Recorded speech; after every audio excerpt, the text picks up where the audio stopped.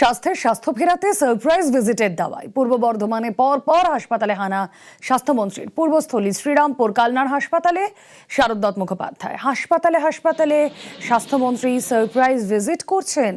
বেহাল পরিষেবা নিয়ে সরব হচ্ছেন, দ্রুত পরিষেবা চালুর আশ্বাসও দিচ্ছেন। ডাক্তার, নার্স, রোগীদের সঙ্গেও কথা স্বাস্থ্যমন্ত্রী।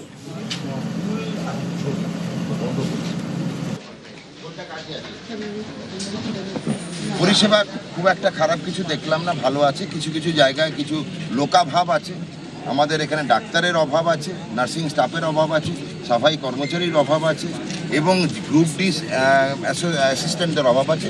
সেই পরিষেবাটা দেওয়ার জন্য আমি সুপারিনটেন্ডেন্টের সঙ্গে কথা বলেছি।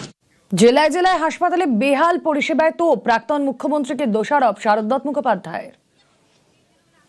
এটা প্রধানমন্ত্রী নরেন্দ্র মোদীজির কোষাধ্যক্ষ থেকে এসে এই হাসপাতাল বানানো হয়েছিল। কোভিড কালে এই কনসেপ্ট ভারত সরকার নিয়েছিল, প্রত্যেকটা জায়গায় রুরাল হাসপাতাল বা গ্রামীণ হাসপাতাল হবে মিনিমাম 100 বেডের। এই এত বড় বিল্ডিং সেইভাবে চালু হয়নি কেন? প্রাক্তন মুখ্যমন্ত্রী মমতা বন্দ্যোপাধ্যায় চাইনি পশ্চিমবঙ্গের মানুষ জনগণ এই সেবার পায়।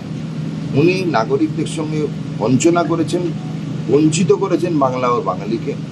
আমরা পর্যবেক্ষণ করে গেলাম, এটা খুব তাড়াতাড়ি 100 বেডের হাসপাতালে রূপান্তরিত হবে। কিছু লোক কম আছে, সেগুলো আমরা দেখব। নার্সিং স্টাফ কম আছে, সেগুলো আমরা দেখব। আর এবার দক্ষিণবঙ্গে